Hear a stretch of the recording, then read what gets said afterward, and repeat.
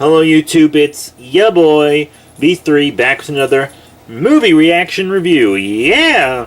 Last time we reviewed The Land That Time Forgot. And this time we are reviewing The People That Time Forgot. Yeah, it's actually a quadrilogy. This Edgar Rice Burroughs quadrilogy is based on his sci-fi works.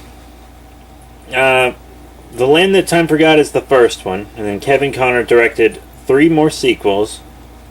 The Land That Time Forgot, At the Earth's Core, which I've always wanted to see but haven't seen. The People That Time Forgot, which we're reviewing today, and then Warlords of Atlantis, which doesn't really seem like it belongs with the other two, but because I read the plot, it's pretty crazy. I did watch the trailer for The People That Time Forgot because I love these 70s style trailers.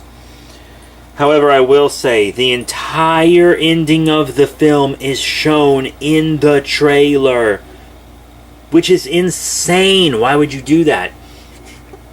It's incredible. But the movie itself is pretty standard. It's a pretty standard Dinosaur Island movie.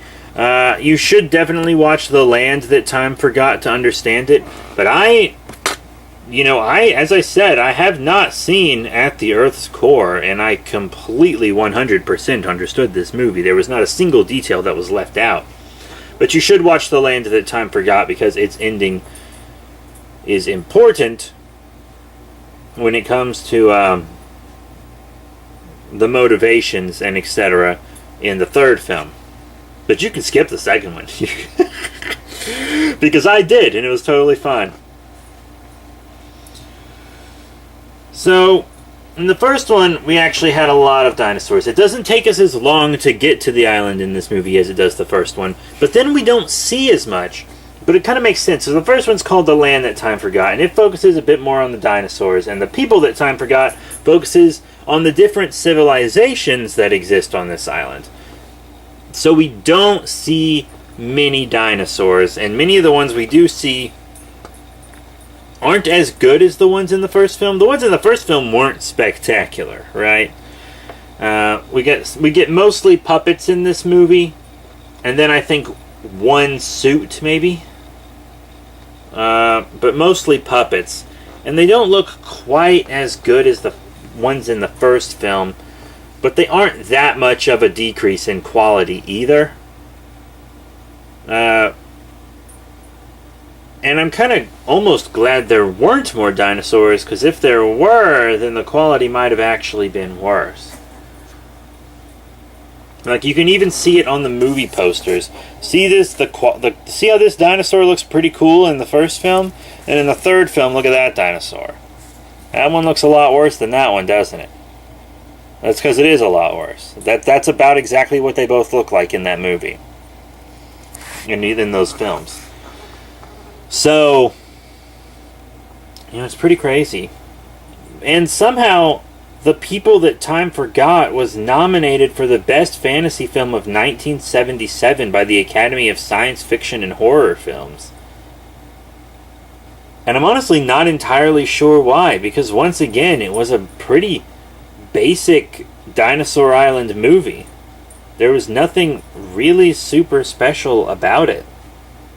I mean, I'm just going to read you the back of this box real quick. This surefire box office attraction, LA Free Press, delivers daring, diabolical, dinosaur-laden adventure packed with hair-raising beasties and erupting fire. Variety. When an expedition in the frozen Arctic discovers a steamy tropical oasis in the middle of all the ice, clothes come off, long-forgotten cavemen and dinosaurs come a-hunting, and soon it's every man and scantily clad woman for himself. That's referring to the cave woman that is with them the entire movie. You can see half of her tits. I'm not going to sugarcoat it. You can see her breasts. And they are fantastic. It's one of the best racks I've ever seen. Not to be disrespectful or anything, but holy shit, she was fine. Kind of weird that the cave woman had an entirely shaved body, her hair done, and makeup on. But I mean, welcome to cinema. Welcome to cinema. But yeah, I mean, this movie's from 1977. for a Dinosaur Island movie from the 70s. It's, once again, exactly what you would expect.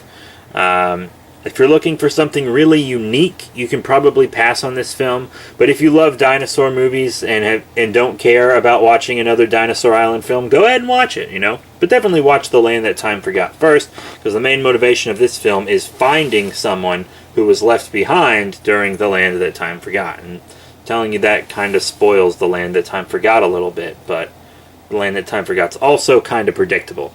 And both films pretty much end in the same way. Actually, both films end in exactly the same way. I don't want to tell you how, but they end with the same natural disaster and some more things that are exactly the same. I just realized how similar these endings are. They're almost exactly the same ending. So that's it. Thank you all very much for your support. Remember to rate, comment, and subscribe. Check out all the cool links in the description below. Facebook, Twitter, etc. I'm hoping to review some more monster films soon. I have this really cool looking vampire movie. It's not like a human vampire. It's like a creature vampire film.